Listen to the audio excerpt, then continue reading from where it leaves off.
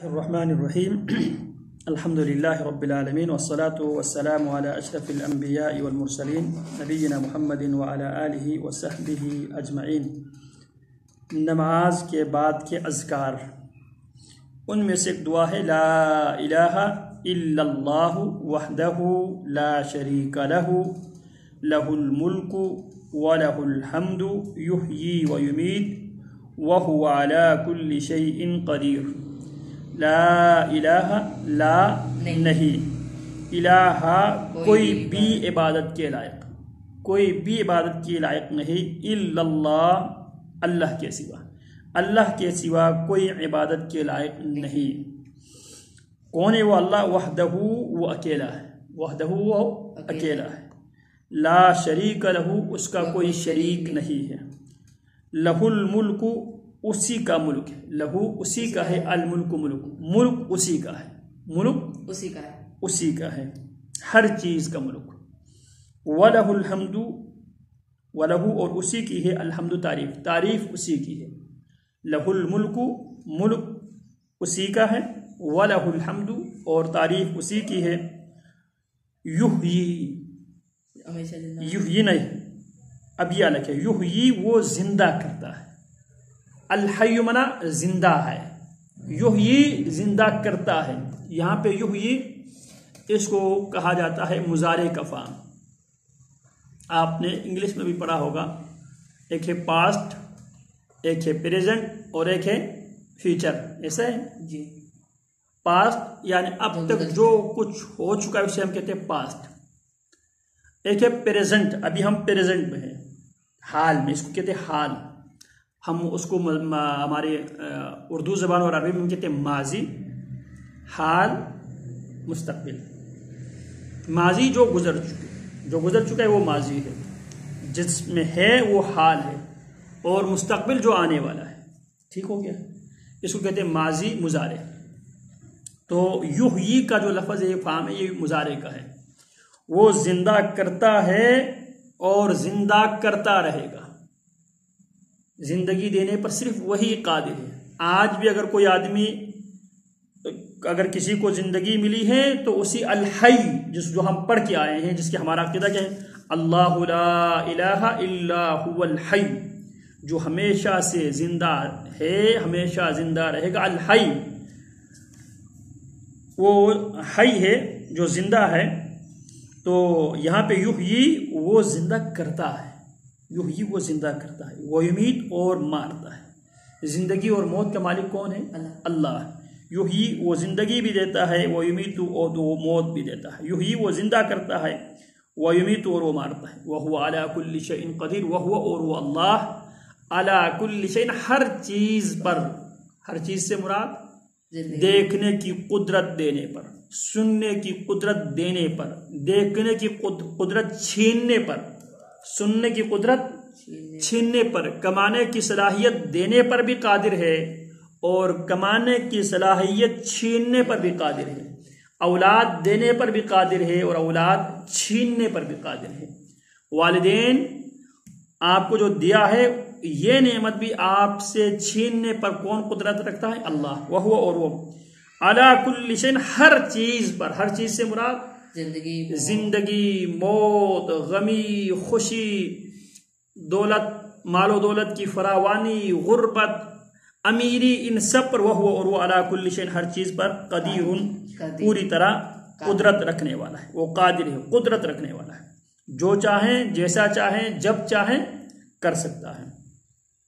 اسی طرح فجر کی نماز سے سلام کے بعد، یعنی فجر کی نماز کے بعد اور سلام، یعنی فجر کی نماز کے بعد سلام کے بعد، یعنی فجر کی نماز سے سلام کے بعد نبی علیہ السلام فجر کی نماز میں خصوصی یہ دعا بھی کیا کرتے تھے۔ فجر کی نماز کے بعد اللہ کے نبی یہ اذکار خصوصی طور پر کیا کرتے تھے، عام نمازوں میں اس کا تذکرہ نہیں ہے، لیکن فجر کی نماز کے بعد اللہ کے نبی یہ بھی دعا کیا کرتے تھے، اللہم اے اللہ، انی بے شک میں، اسألک تجھ سے سوال کرتا ہوں، اے اللہ میں تجھ سے سوال کرتا ہوں، علما نافعا، علما نافعا نفع دینے والا علم، اللہم اے اللہ، انی بے شک میں، اسألک میں تجھ سے سوال کرتا ہوں، تجھ سے ڈیمانڈ کرتا ہوں، تجھ سے درخواست کرتا ہوں، تجھ سے مطالبہ کرتا ہوں، علما نافعا نفع دینے والے علم، علم ہو اور وہ علم آپ کو نفع نہ دے،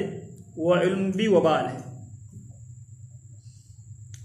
ورزقا طیبا، ورزقا اور رزق کا تقاضا کرتا ہوں، مطالبہ کرتا ہوں، طیبا پاکیزہ۔ اللہ اب مجھے علم نافع بھی عطا فرمائے، فجر سے لے کے فجر تک، فجر سے لے کے فجر تک، یعنی آپ 24 گھنٹے کا پیکج کر رہا ہے۔ اللہم انی اسألک علما نافعا، اے اللہ مجھے نفع دینے والے علم عطا فرمائے۔ ورزقا طیبا، اے اللہ مجھے پاکیزہ رزق عطا فرمائے۔ وعملا متقبلا، اور قبول کیے گئے عمل کا، وعملا اور ایسا عمل کرنے کی توفیق دے، متقبلا جسے تو قبول کر دے۔ عمل سے مراد نماز اللہ پڑھنے کی توفیق بھی دے، اور ایسی نماز پڑھنے کی توفیق دے جو تو قبول کرے۔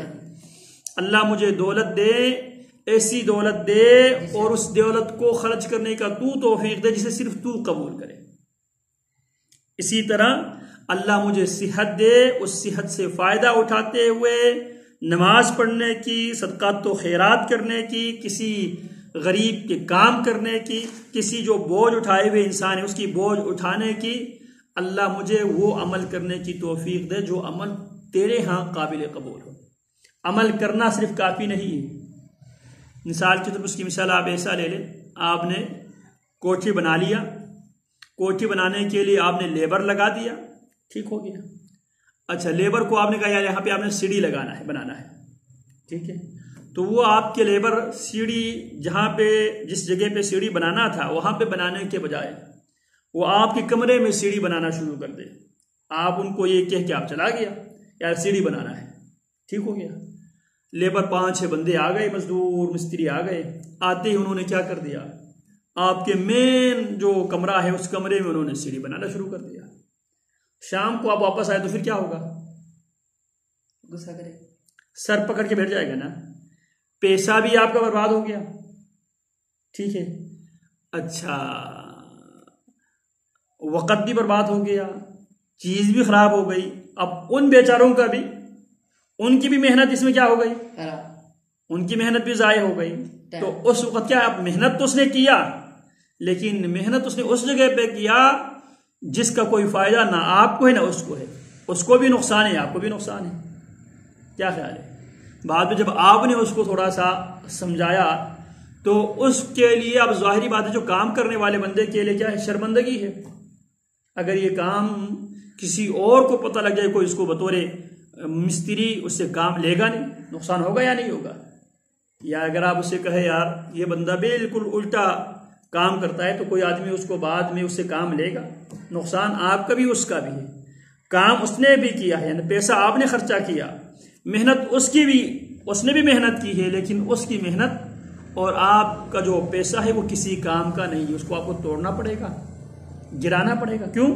کیونکہ آپ نے کام کیا ہے لیکن وہ عمل ایسا عمل کیا جو آپ کے لیے قابل قبول نہیں ہے۔ تو ہم کیا دعا کرتے ہیں، اللہم اے اللہ، انی بے شک میں، اسألک تجھ سے سوال کرتا ہوں، تجھ سے ڈیمانڈ کرتا ہوں، تجھ سے درخواست کرتا ہوں، دعا کرتا ہوں، علما نافع، ایسا علم جس علم سے میں فائدہ اٹھا سکوں۔ اگر آپ کا علم اگر آپ کو فائدہ نہ دے، نبی علیہ السلام اس علم سے اللہ رب العالمین کی پناہ مانگا کرتے تھے۔ وَمِنْ عِلْمٍ لَا يَنْفَعُ، اللہ میں اس علم سے بھی تیری پناہ چاہتا ہوں جو علم فائدہ نہ دے۔ بس اوقات انسان گمراہ ہوتا ہے علم کے باوجود۔ شیطان گمراہ کیوں ہوا؟ علم وہ بھی رکھتا، اللہ فرماتے وَأَضَلَّهُ اللَّهُ عَلَى عِلْمٍ، علم رکھنے کے باوجود اللہ نے ان کو کیا کر دیا، گمراہ کر دیا۔ اسی لیے ہم نماز میں پڑھتے ہیں غیر المغضوب علیہم، مغضوب علیہم سے مراد کون ہے؟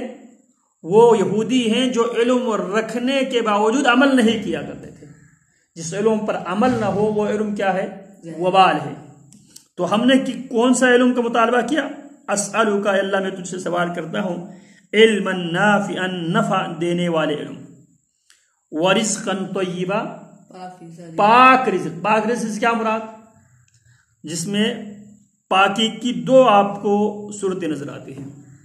ایک وہ جس میں مثال کے طور پہ آپ دیکھ لیں اس میں سور کا گوشت نہ ہو، کتے کا، بلی کا، کسی درندے کا، کسی حرام جانور کا، کسی مردار کا گوشت نہ ہو۔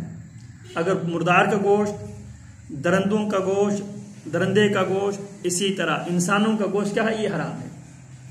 ایک تو حرام یہ ہے، ایک حرام یہ ہے آپ بظاہر وہ وہی قائد اعظم والا نوٹ ہے، لیکن آپ نے بطور رشوت لیا ہے تو بھی وہ ناپاک رزق ہے، بطور سود لیا ہے تو بھی کیا ہے، وہ رزق طیب نہیں ہے، بطور آپ نے رشوت لیا ہے یا آپ نے فراڈ کر کے لیا ہے، چوری کر کے لیا ہے، ڈاکہ مار کے جو پیسہ لیا وہ کیا ہے، رزق طیب نہیں ہے، پاک رزق نہیں ہے۔ تو لہٰذا وَرِزْقًا طَيِّبًا، اللہ مجھے 24 گھنٹے میں وہ رزق کمانے کی توفیق عطا فرمائے جو طیب پاک ہو۔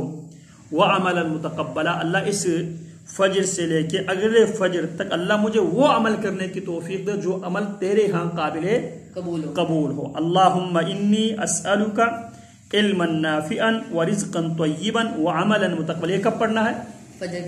فجر کی نماز کے بعد۔ تو باقی ہم نے کون سی دعا پڑھنی ہے آخر میں؟ لا الہ الا اللہ وحدہ لا شریک لہ لہ الملک ولہ الحمد یحیی ویمیت، وہی زندہ کرتا ہے وہی موت دیتا ہے، وَهُوَ عَلَى كُلِّ شَيْءٍ قدیر، وہ ہر چیز پر قدرت رکھنے والا ہے۔ اللہم انی اسألک، اے اللہ میں تجھ سے سوال کرتا ہوں، علما نافعا، نفع دینے والے علم کی، ورزقا طیبا، پاکیزہ رزق کی، وعملا متقبلا، اور وعملا متقبل، قبول کیے گئے عمل کا تجھ سے سوال کرتا ہوں۔